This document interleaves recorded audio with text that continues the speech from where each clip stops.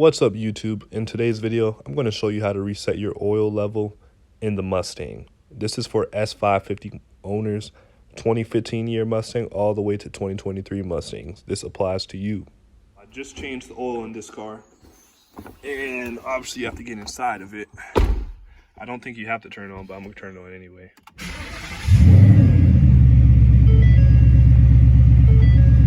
Okay, so what you do on the car, you have the menu pulled up. Go ahead, scroll down to settings. Go down to settings, click on that.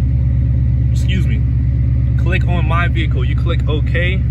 Here, this is where you maneuver. If you have a Mustang, you should already know this. But maybe you're just doing an oil change on the Mustang and you don't actually own one, which happens. Click on vehicle. Go down. Well, actually, you don't even have to go down. You see where it says Oil Life Reset?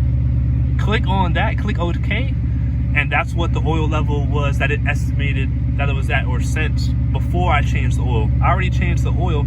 So you see here, it says hold OK to reset. You hold this OK here, and it's going to give you a little loading thing. So just hold that till it fills up all the way. So I'm holding now, resetting. It's at 100%. You can let go of the OK. And if you go back to Oil Life Reset, you see it's at 100%.